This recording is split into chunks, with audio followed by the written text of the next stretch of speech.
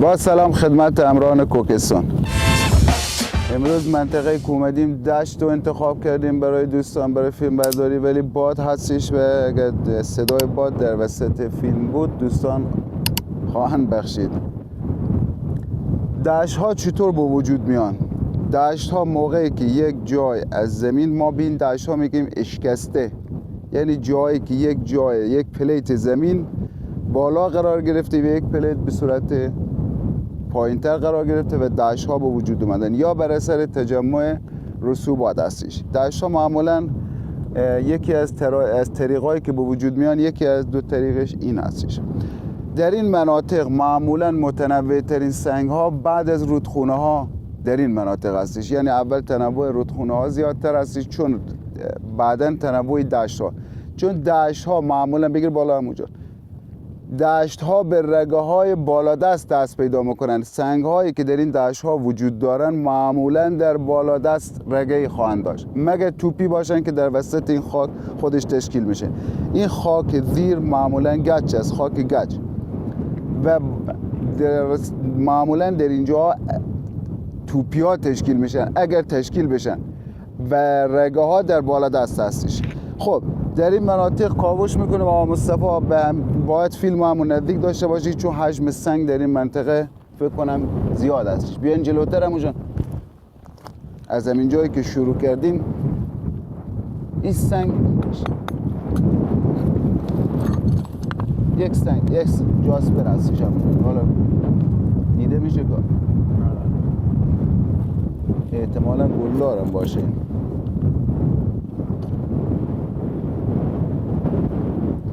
این مناطق چیزی برای توضیح زیاد نداره، فقط لذت شکار هستش و اگر بتونین مسیر رو تا کوه ادامه بدین 90% احتمال این که شما بتونین رگه های همین سنگ ها رو توی کوه پیدا کنین هستش. بیاین جلوتر همونجا، این هم یه دونه سنگ دیگه، این جاسپر زرد هستش، اخرا. خب بیاین این طرف هم یه تیکه کوارس، این سنگی که از رگه جدا شده، یه تیکه عقیق بسیار آبدار. خب یه تیکه دیگه از کوارس، از چی؟ از جاسپر زرد. یا مصطفی هم که یه تیکه عقیق پیدا کردن، عقیق یاسی. هر سنگی که مربوط به رگه باشه که یعنی حالت قالبی داشته باشه، رگش بالا پیدا خواهد شد. اگر رگه از بین نرفته باشه که یعنی تمام نشده باشه، کلا سربارش تو طبیعت رها شده باشه، رگش پیدا خواهد شد. هر سنگایی که دیگه معمولا به صورت نامنظم شکستگی نامنظمی دارن و معلوم میشه مربوط به توپیا هستن، توپیا تو همین خاکا معمولا تشکیل میشن. مسیر رو ادامه بدیم همونجا. اون بیان اینجا،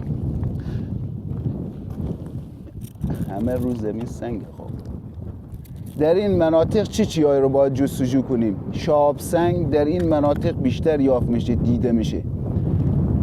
فسیل، خب این هم یه جاسپر هستش، این هم یه تیکه جاسپره. خب فسیل در این مناطق، شاب سنگ و متنوع ترین عقیقا معمولا بعد از رودخونه. بیان اینجا، متنوع ترین این فسیله، دیده میشه همونجا. تصویر رو قشنگ بگیر که این لذت شکاره و مطلبی برای گرفتن نداره، فقط لذت شکار هستش. این هم یه تیکه، بیان اینجا، مسیری که اومدیم هنوز 10 متر هم نشده. این یه تیکه جاسپر زرد، جاسپر قرمز. صبر بکنیم. متنوع ترین سنگ ها معمولا بعد از رودخونه ها در این دشت ها یافت میشن. بیان اینجا، این شجره،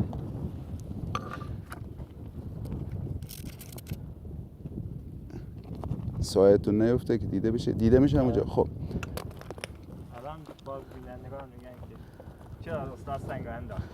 خب دیگه الان که هوا اینقدر گرم هم هست، اگر این مسیر رو خواسته باشیم بریم، حالا اینجا که کنار ماشین آقا مصطفی، این مسیر رو خواسته باشیم بریم و بیایم، الان برج تیرما هستش، خیلی هوا گرمه اینجا. الان ما صبح اومدیم، باد صبحگاهی هم هنوز هستش، یک لحظه دیگه ساعت 9 از 45 رد میشه هوا، دمای هوا از 45 درجه رد میشه. و اون وقتی شاید فیلم طول بکشه، ما بخوایم از مسیر بالا برگردیم سنگین میشیم. اول سنگایی رو که کیفیت بالاتری دارن، هر سنگی که شما دیدین که بر ندارین، هر سنگی کیفیت خیلی عالی داشت. بعدا بیان اینجا، بعدا اگر دیدین سنگی که مثلا شما نمیتونین، این سنگ جاسپر زرد تکرار شد، چند بار تکرار شد، این رگه قوی در بالا خواهد داشت.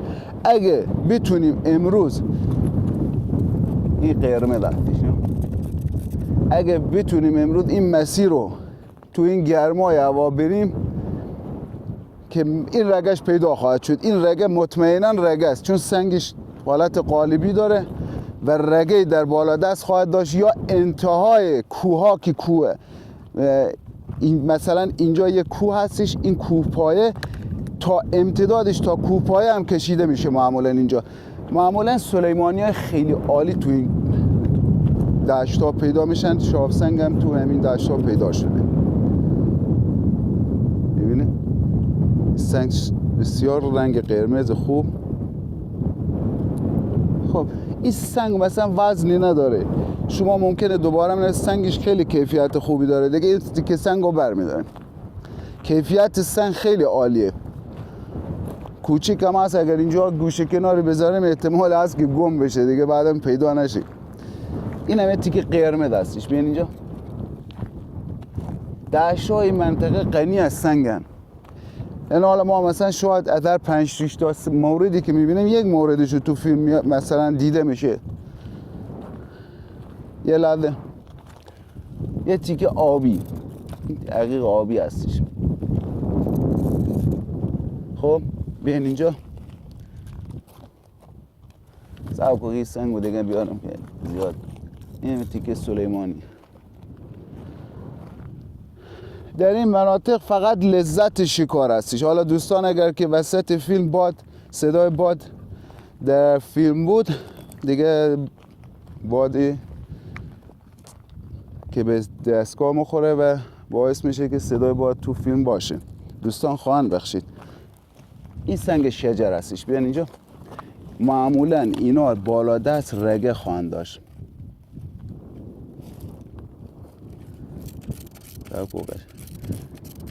دیده میشه.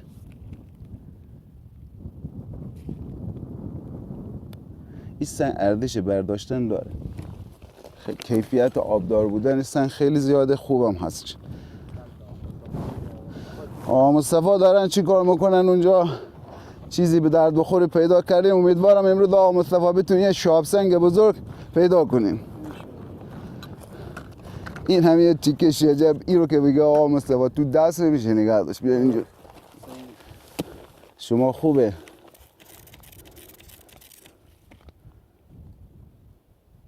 دیده میشه؟ این 100% مال یه رگ است. نه؟ سنگ حالت قالبی داره. این از یه رگ جدا شده. این که احتیاج به آب زدن نداره. رگ بسیار آب داره. اینا رو میخوام برداره نامصطفی خودتون سنگین نکنین. اینجا این که گفتم تو دشا معمولا فسیل پیدا میشه، همین کنار خودمون این فسیل هست. همون دیده میشه که فسیله. فسیل چی هست حالا؟ این فسیل که الان کنار دریا یک نوع حلزون هستش. یه نوع مثلا ما به زبان محلی اینا میگیم حلزون. خب یه نوع تو دریا هستش. آره ما میگیم حلزون، مثل حالت حلزونی داره، میگم فسیل حلزون. اسمی داره ولی من اسمش یادم رفتم اونجا. یه اسم علمی اسمی داره. سنگ‌های سیاه تو این مناطق تکرارشون زیاده. اینا شاب سنگ نیست، بیشتر این سنگ‌ها یا حدیدن یا مگنتید یا جاسپر سیان و این سنگ‌ها مربوط به همه سنگ‌ها مربوط به شاب سنگ نیست. شاب سنگ‌ها رو باید حتما تست بکنن. اینجا این دونم اینجا هستش. شاب سنگ‌ها رو باید تست بکنن، لااقل یه تست اولیه بکنن که ببینن. خب این شجر اصلا آقا مصطفی، این شجر اینجا تشکیل شده، دیده میشه؟ شجرهای سقلم هست. آره این تقریبا به حالت شجر پاییز هستش. این سنگردش برداشتن داره، مثلا برای شما که نگین تراشی میکنید سنگردش برداشتن داره.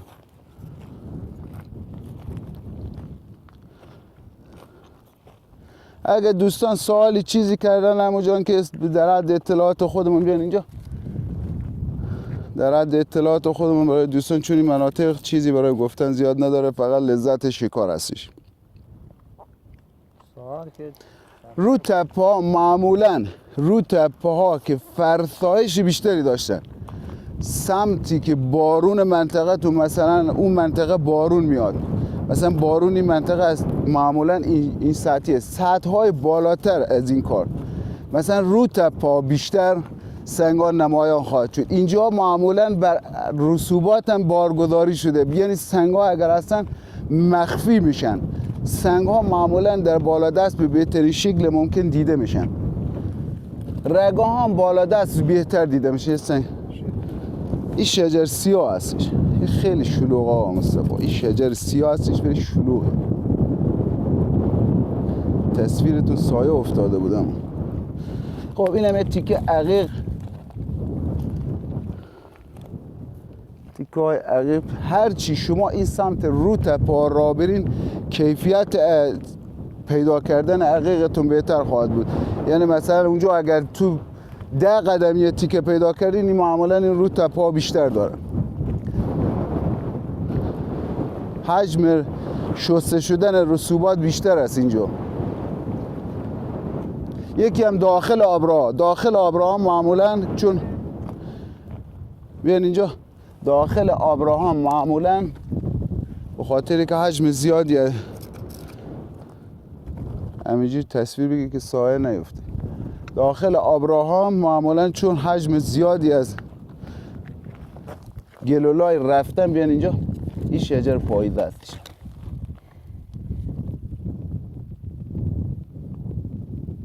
حالا این سمت سنگ هم زیباست. این سنگ دیگه خودش برسه 2-3 تیکه شده. این سنگای منطقه معمولا بی‌ترک نیست.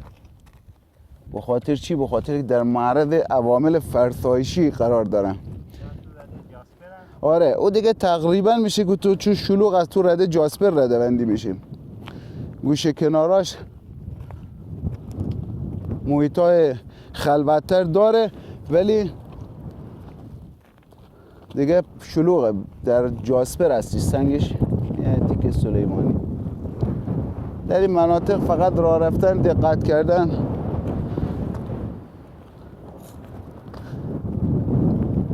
اگه جای اینجا توپی کامل پیدا کردین، یعنی یه توپی کامل تو دشت پیدا کردین، خب زیر اونجا معمولا تو این خاکا توپی تشکیل میشه. خاک نرم است، اینجوری مثلا دیده میشه خاک نرمه. آره خاک حالت گچه.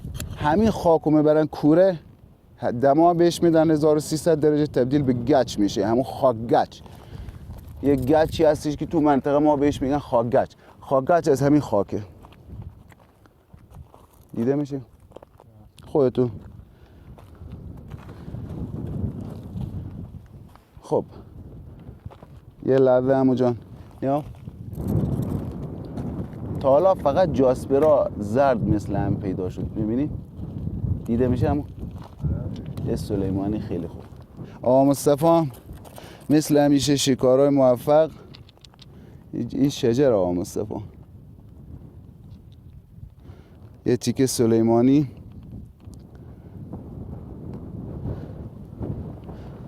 سنگای خوبی توی مناطق پیدا میشن. برای دوستانی که نگین تراشی میکنن معمولا تنوع زیادی میخوان. برای سنگ این مناطق دشتی بهترین مناطق هستش. در این مناطق معمولا اگه تو یک روز راه برین چند نمونه سنگ مثل هم پیدا میکنین، بقیه همه تنوع داره. ولی تو رگه ها شما معمولا 2 یا 3 نمونه سنگ رو در نهایت میتونین پیدا بکنین، ولی در مناطق دشتی تنوع زیاده. این مناطقی که خودشون رخ زدن، در این مناطقی که رخ خاک هستش دیگه، اینجا گچی کلا یعنی خاک. بیاین اینجا خاک مثل پودر است. این مناطق اگه توپی رو زمین انداخته بود، اینجا گوشه کناراش هم حتی توپی بود، این لایه های توپی دارن. معمولا توپی هایی که توی لایه ها تشکیل میشن کوارتز خیلی خوبی دارن. این بر اساس تجربه خودم است. این عقیق تردار هستش.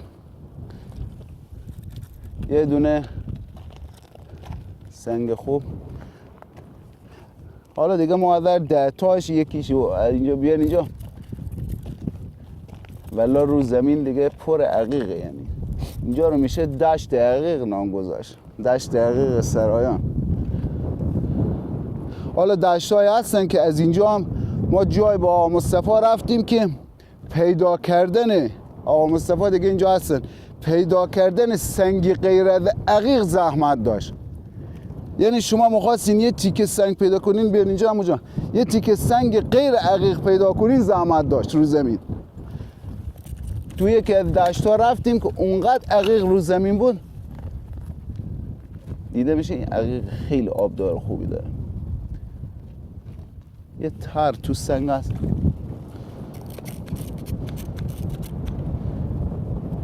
دیده میشه تر سنگ داخل سنگ.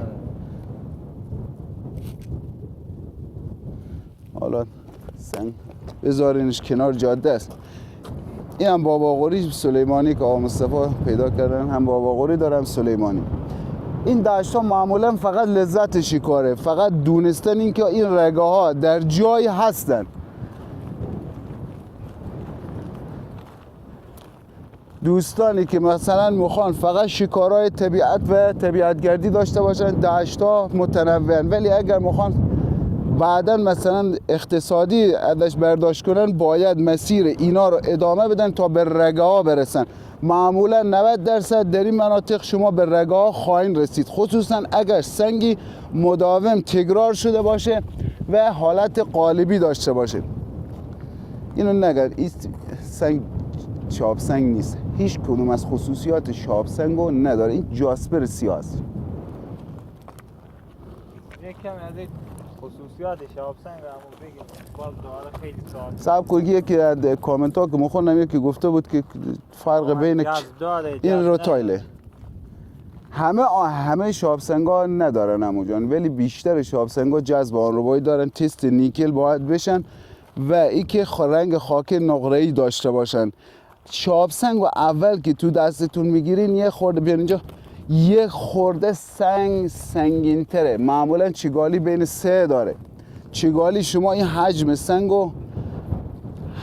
سنگو بر وزن سنگ تقسیم کنین. اگر 3 تا 3 و 3 تا 3 و 6 بود، خب چگالی، حالا یک فیلم در مورد چگالی من اونجا یادم بنداز که یک فیلم در مورد نحوه گرفتن چگالی یک سنگ، حالا این که تو اینترنت هم هست فکر کنم دیگه، چگالی یک سنگا رو چطور میشه به دست آورد.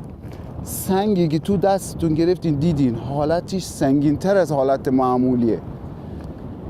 شکل سوختگی، یک سوختگی ذوب شدگی داره. این سنگ معمولا زمانی که از جو خارج میشه تا یک محدوده که سنگ اگه بیاد هیچ وقت به زمین با چی برخورد نمیکنه، ولی از یک محدوده که از جو خارج شد دمای پوزه سنگ به 1200 درجه میرسه بر اثر استکاک و سرعت و استکاک با لایه های هوا.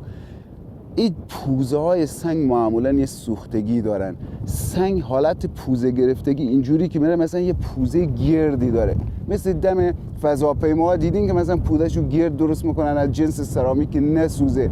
خب این هم همون حالت پوزه گرفتگی معمولا داره. مگر شاب سنگ اینقدر تو طبیعت مثلا سالیان قبل، هزاران سال قبل برخورد کرده باشه که این شرایطش از بین رفته یا به محض برخورد تیکه تیکه شده رو زمین، این شرایط رو نداشته. بیشتر شاب سنگا معمولا سوختگی دارن و وزن چیگالیشون بالاتر است و دارای نیکلن.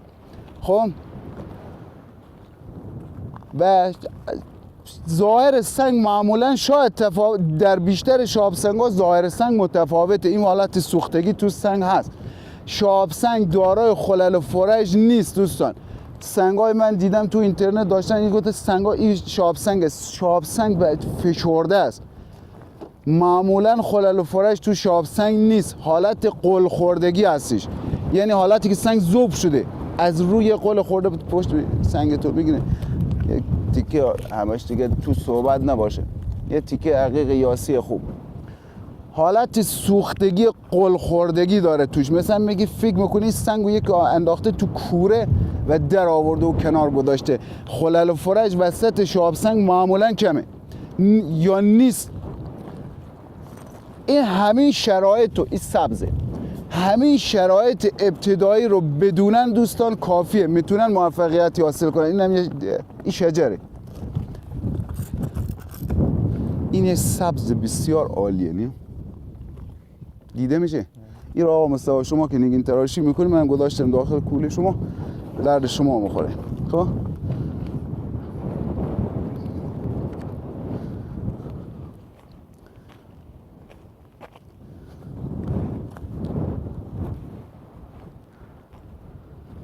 اگه سوال دیگه هستش عمو جان که بحث فیلم فقط لذتم نباشه، در حد تجربیات خودمون یک بگیرین که اینو پایینم گفتم. خب این مناطق این گچه، خب به اینجا اینا بنتونید نیست، گچه.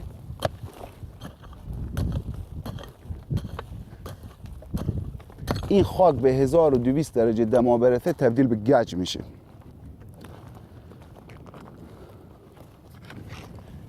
یه تیکه عقیق خیلی خوب دیگه، اینا رو بر نمیدارم، فقط تصاویرشو بگیر برای لذت دوستان.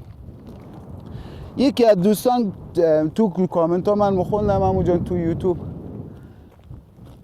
شاید چندین بارم گفتیم که فرق بین کلس، بیان اینجا، فرق بین اینا رو بگیرم اونجا، دو تا که آب زدن، فرق بین کلسیت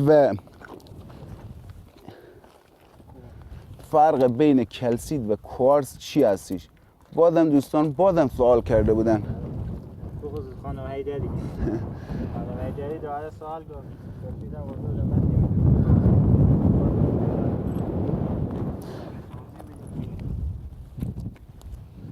حالا اسم اینا رو بعداً حذف خواهی کردم اونجا از تو چی که حالا مشخص نمیشه. خب اگه دیگه مشخص نمیشه و محدودیتی، چون ما خیلی دوست دارم بعضی از مطالب تو فیلم ها بگم، ولی معمولاً چون کانالمون مربوط به سنگ هستش یه محدودیتی داریم برای بعضی چیا. فرق بین بیان اینجا، اینا معمولا سنگایی هستند که شجر سیاه هم داخلش ممکنه یافت بشه، رخ زده، ولی بعد از اینا من دیدم که شجر سیاه داره، خصوصا تو این منطقه. اگر شما مثلا یک جای یک دونه سنگ انداخته رو زمین که شجر تک درخت بود، سنگ گرد نبود، یعنی مثلا حالت توپی نداشت، بگردین منطقه سنگ دیگه هم شجر خواهد داشت. این بر اساس تجربه منه که یک جای یه دونه شجر سیاه پیدا کردیم با آقا مصطفی، بعدا هر چی تو اون روز تو مسیر رفتیم تو دشت بود، اون روزم چیزی پیدا نکردیم. چندین بار بعدا خودم رفتم با آقا مصطفی یا تنهایی رفتن تو منطقه، شجر سیاه بالاتر و این طرف اون طرفش هم شجر سیاه پیدا شد. بیان اینجا همون فرق بین اینا سنگای، الان این سنگ حالت از دورم که نگاه کنین مثل شاب سنگه، یه خورده چیگالیش هم بالاتر است، یه کم، ولیش طرف بعدن که وزن سنگا بیاد دستش متوجه میشه این شاب سنگ نیست. زمان خودش باعث میشه که شما یک بعضی از مسائل رو درک کنین، خودتون بر اساس تجربه بعضی از مسائل رو درک کنین. بیان اینجا، بعد اینا جاسپرن،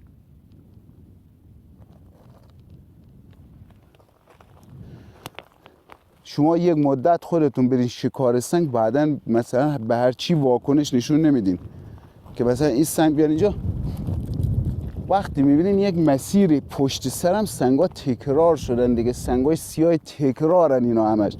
شاب سنگ اگر اینجوری باشه که رو زمین ریخته باشه که دیگه ارزشی نداره،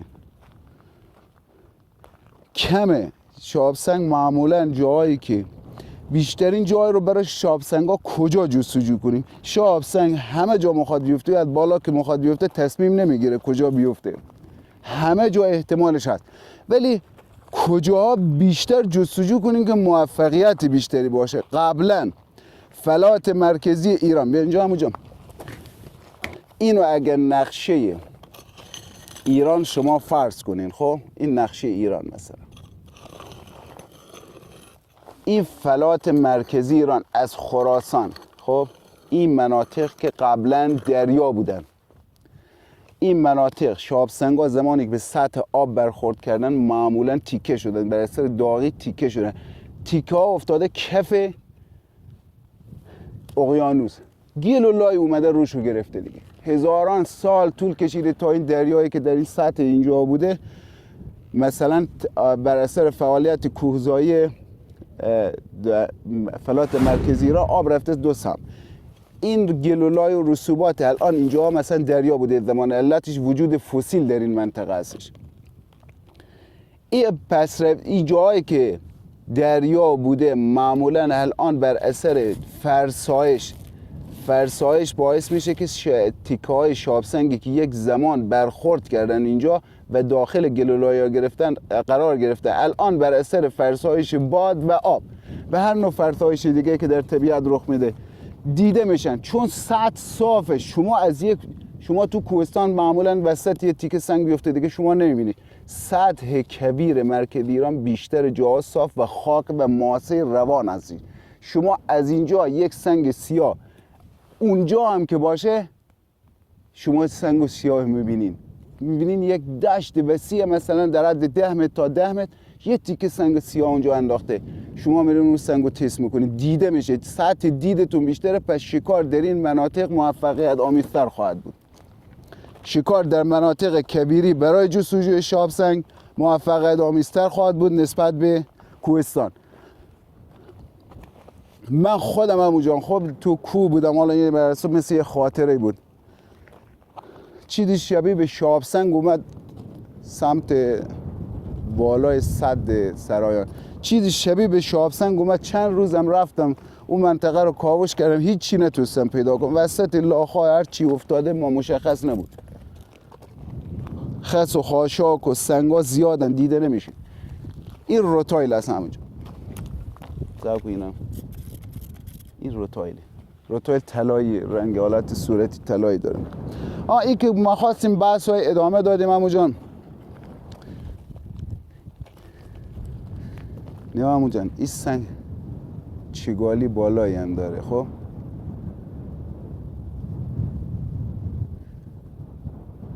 ولی این نمیتونه شهاب سنگ باشه. سنگ حالت بیان جلوتر عمو جان، این سنگ آهنه، اکسید آهن و یک تیکه عقیق رو میبینید. این روی بستر سنگ آهن تیکه های سیلیس هم تشکیل شده. این نمیتونه شهاب سنگ باشه و او که چگالی بالایی هم داره.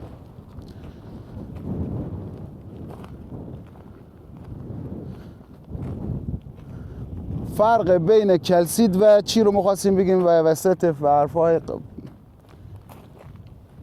کلسید با نوک چاقو خط برمیداره، با نوک چاقو یا با همین نوک کلنگ، همون وسیله آهنی که تو دستتون هست. سختی کلسید 4 هستش، سختی کلسید 4 هستش، بین 3 و 4.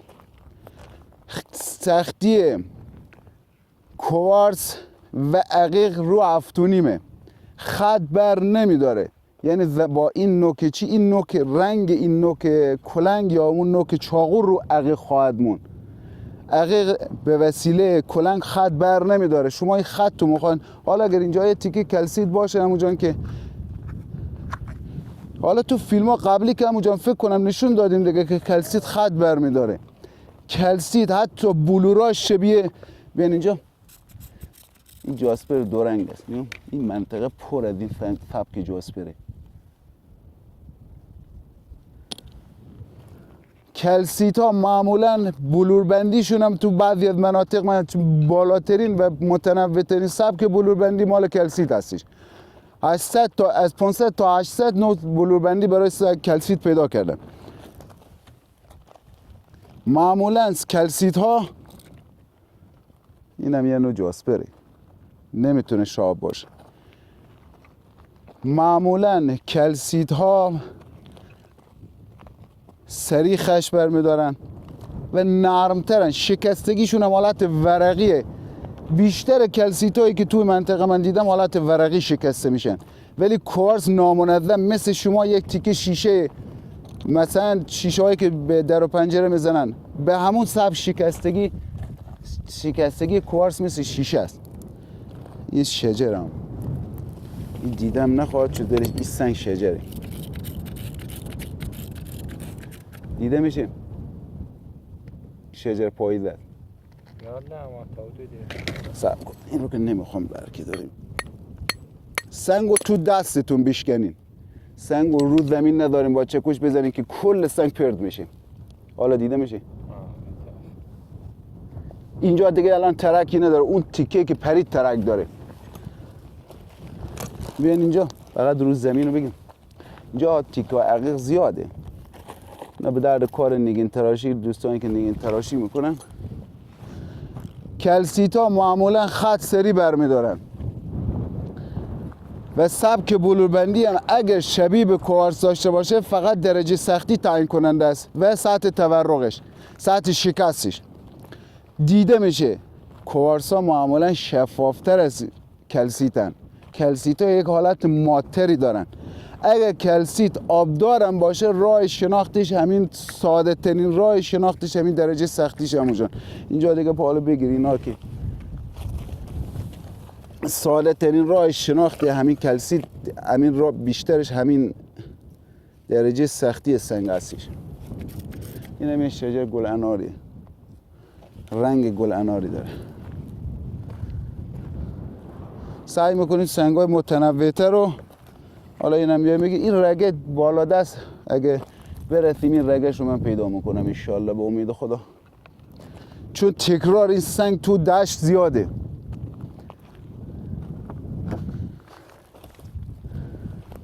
یک عقیق اصلی. خب این سنگ ارزش برداشتن داره، رنگ خوبی داره، وزن زیادی هم نداره برای ما که ما خواهیم مسیر رو ادامه بدیم و صحبت کنیم. وزن زیادی نداره. بیان اینجا عمو جان، تو اینجا بیشترین فرسایشه و تو آبراه. تو آبراه هم شما برین، تو آبراه سنگ زیاده. یه مسیری رو تو آبراه بیان اینجا.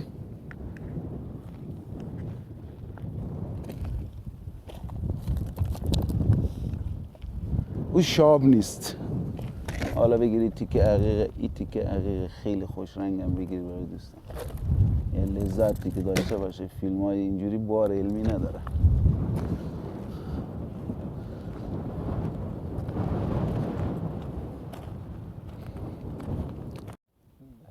خب داشتیم در مورد کلسیت صحبت میکردیم، اما مسیر روی لحظه دوربین رو قطع کردیم.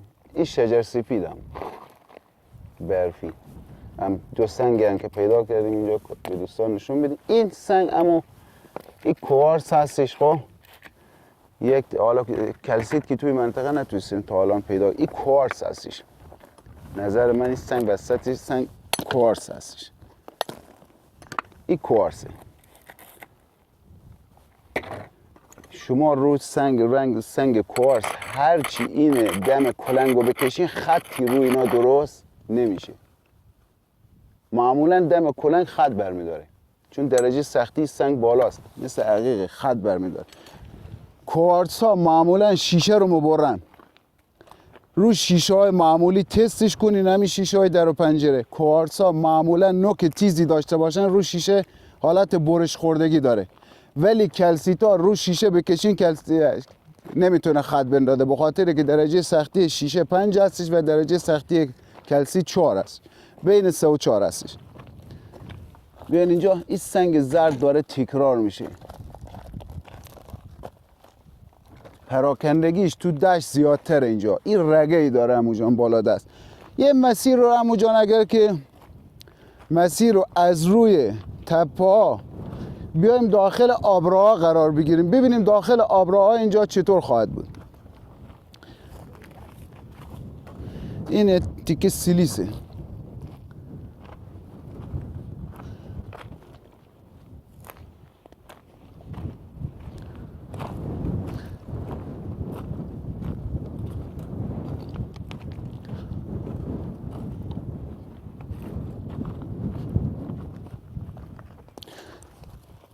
این یا یک چی هم اینجا بگیم این همون سپندی که دود میکنن این پوتش بوتشه، حالا ما میگیم پوته اینا میگیم بوته. بیا اینجا این پوته، این همون اسفنده که دود میکنم. بیا دست من بگیرم، این تخمش، همون تخم سپنج که الان موقع رسیدنشه. الان دیگه دونهش کامل شده، رسیده. توی این مناطق متنوع، خیلی سنگای متنوع خوبی برای دوستانی که نگین تراشی میکنن و دنبال تنوع هستن.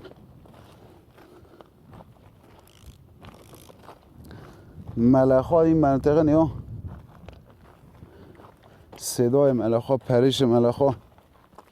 خب تو این مسیر من چون ریز سنگا به این سمت است، بیشتر تجمع سنگا اینجوری هستش، تجمع سنگا بیشتر توی یه خط این حالتی شرقی غربی داره. معمولا اگر این ریز سنگا یا امتداد یا همون امتدادش خط سنگا رو بگیرین تو کوپایه ها، احتمال این که شما به رگه برسین خیلی بالاست.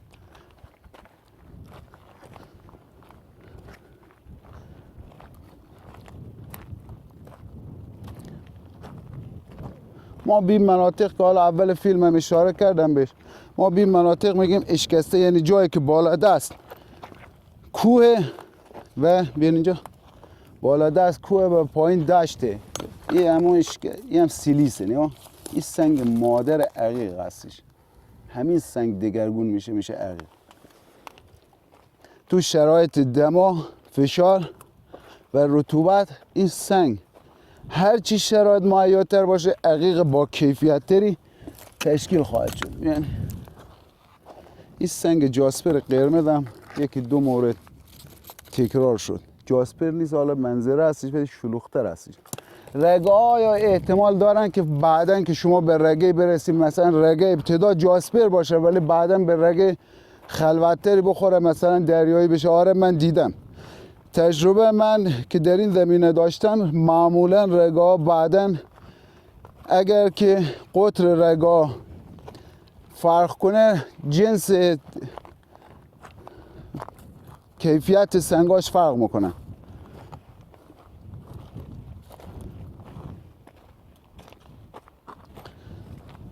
جایی بوده که اول رگه عقیق بود، 1 متر رفتیم پایینتر، رگه رو کاوش کردیم به جاسپر خورد، چون مواد تشکیل دهندهشون تقریبا یکی.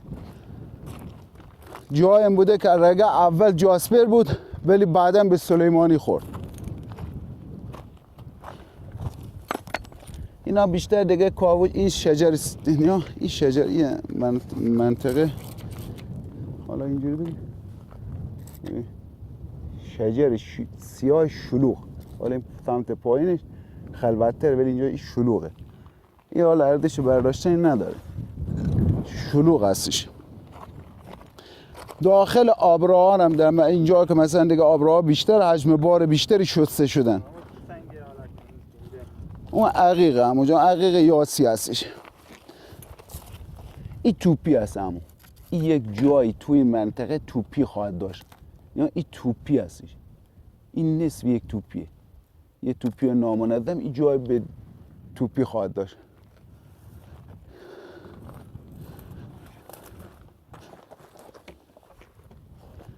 خب اینجا حالا بادم کمتر شده، اونجا صدای فیلم درست‌تر خواهد بود.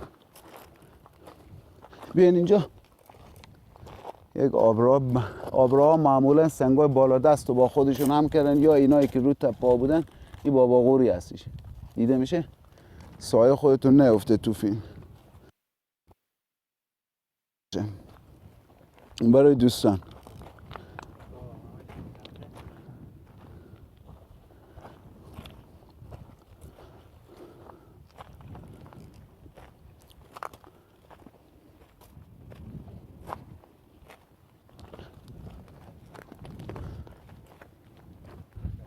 آقا مصطفی پایین‌تر از ما قرار دارن، جایی که ماشین قرار داره. به شروع کردیم. ما الان میریم به سمت جایی که از این حالت خاک گچی بیاد بیرون و یه خورده صخره حداقل باشه که بتونیم رگه رو پیدا کنیم. ببینیم ما رگه‌ای در اینجا هست. به اینجا این سنگ زرد بازم توی مسیر تکرارش زیاده. یه موقع فیلم قد بود خدا مشتبه آره مثل تقریبا خور بیرجه. او سنگ 100% مال رگه است همو جان. رگه بون نازکی قرمز در این منطقه وجود داره. بعضی رگه ها بالا وسط سنگ ها به همون نازکی هن، ولی پایینتر که میرن که شرایط بهتری داشته باشن معمولا رگه ها قطورتر میشن. خب یا اینجا الان یه خورده صخره هستش، یه کم صخره شروع شده. سمت این صخره ها با خاکا میریم ببینیم آیا در اینجا رگه ها اینجا هستن یا صخره بالاتر.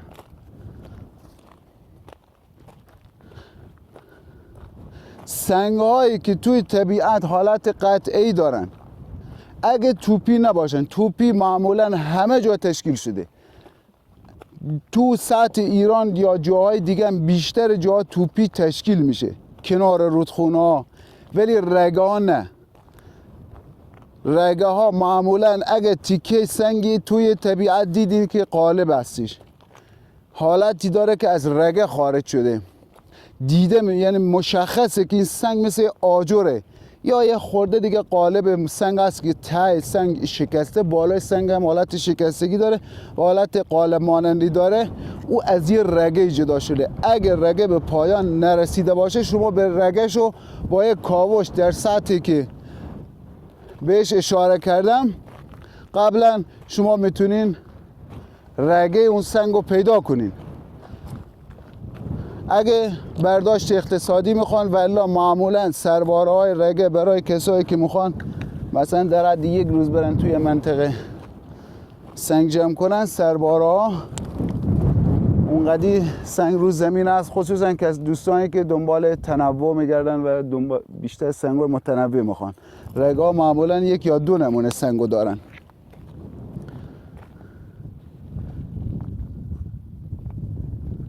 من نظرم اینه که هنوزم بریم بالاتر. اینجا هنوز بین خاک و اینا صخره‌ها خیلی سطحی هن، خیلی سطح. اگر رگه‌ای باشه کلا تخریبه. وسط این خاک‌های گچی رگه‌ای تشکیل نمیشه. رگه اگر تشکیل بشه توپی هستی. رگه‌ها من بر اساس تجربه تو این رگه‌های خاک‌های گچی رگه‌ای نیست که در منطقه ما که من جستجو کردم رگه‌های اینجا بیشتر توپی هن. ولی در مناطقی مثل صقله یا بغداده یا جای دیگه تو یک نوع خاک گچی شبیه تقریبا یک مثل کاولن، ترکیب کاولن با خاک گچ و همین خاک‌های بنتونیت رگه‌ها تشکیل شدن و خیلی هم کیفیت سنگشون اون مناطق کیفیت خوبی داره. اونا خاک گچی تنها چون این خاک رطوبت خیلی خوبی نگه می‌داره. اگه شرایط دیگهش مهیا باشه که بارگذاری‌های سیلیسی بوده باشه در این مناطق معمولا رگه‌ها خیلی کیفیت خوبی دارن، ترکیب از کاولن و بنتونیت و خاک گچ که در بیان جلوتر هم میزن. فقط تنوع تو این سنگ‌های منطقه یعنی داشته باشین همونجا. اینا اگر بیشترشون جستجو بشن همون خب حالا بیان اینجا. این سلیمانی ارزش دیدن هم داره، ارزش برداشتن هم داره.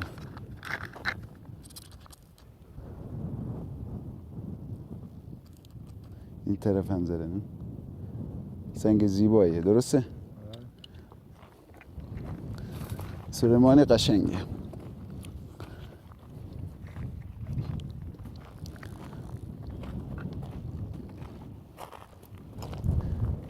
بازم تکرار سنگ زرد. این رگه غنی خواهد داشت. بقیه رگه ها اگر ضعیف باشن این رگه زرد رگه قویه، حجم بار زیادی خواهد داشت.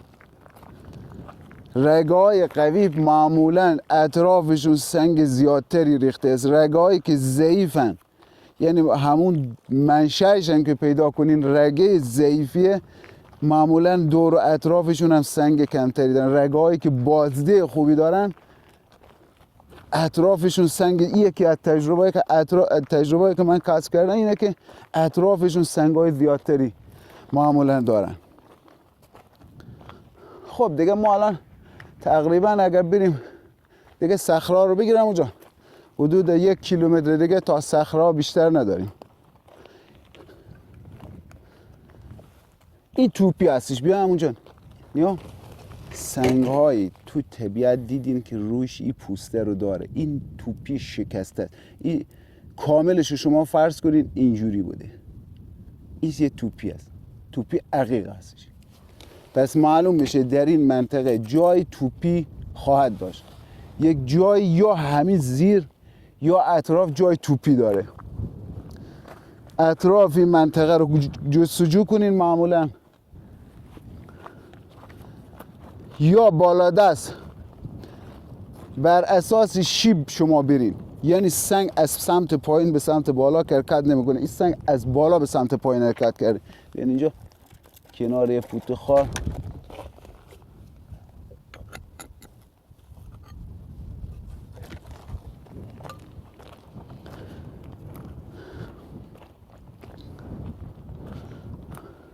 ما سعی میکنیم فیلم ها جذابیتی داشته باشن، لااقل که دوستان لذت ببرن. اگر موردی هست که دوستان بهش اشاره کنن کیفیت فیلم ها کیفیت بالاتری از فیلم ها یا موضوعی مد نظرشون هست، عنوان کنن که آقا مشتبه لحاظ کنن و درستش کنن برای فیلم. بیان اینجا. همونجا یک دیگه توپی هم اینجا هستش. این توپی نشون میده این توپی ها جای هستش که کوارتز هم باید مخلوط توپ عقیق باشه.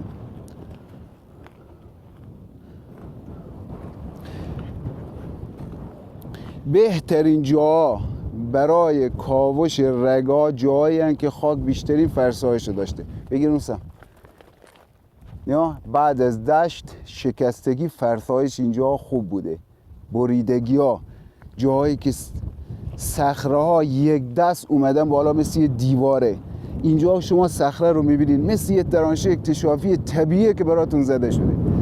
یکی این جایی که زمین حجم بار زیادی برداشته شده توسط فرسایش. این مسیر رو ادامه بدیم. رگه ها در این مسیر خودشون رو به سرعت نشون میدن. یعنی احتیاج به تجربه زیادی هم نداره که شما بتونین رگه. معمولا در این جاها رگا حجم بار زیادتری دارن و به سرعت هم دیده خواهند شد. یعنی تیکه همون جاسپر زرد است.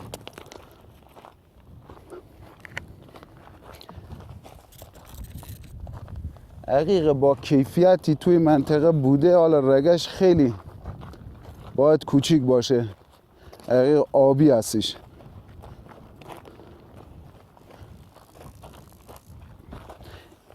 این جاسپرها برای پیکر تراشی خیلی خوبه. جاسپر قهوه سوخته. این سنگاش معمولا هم کلن با سرماگرمان ترک نمیخوره. خیلی سنگ مقاومیه. تنها سنگایی که من دیدم که دم تیغ خیلی یه خارم رفته پا. تنها سنگایی که من دیدم دم تیغ خیلی مقاومت میکنن این سنگای جاسپر قهوه‌ای و سیان. مقاومت فوق‌العاده زیادی دارن. این تیکه دیگه هست. صاحب آب بدنم. مقاومت خیلی زیادی دارن و نسبت به ترک خوردگی و اینا که یک کار پیکر تراشی چون زحمت زیادی داره معمولا نمیشکنه این سنگ دم تیغ. خصوصا دوستانی که الان هنرهای جدید ابداع کردن، ظروف، لیوان و اینا رو دارن از سنگای عقیق و جاسپر درست میکنن.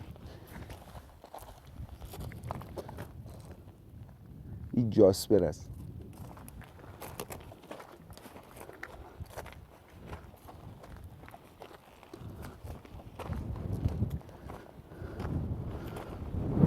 مصطفی. خب یا فرونشست زمین اینجا دیگه کاملا بیشترین فرسایش توی منطقه الان نسبت به اینجا بگیر، اینجا مثلا 3 متر فرسایش، اینجا تقریبا 70 متر.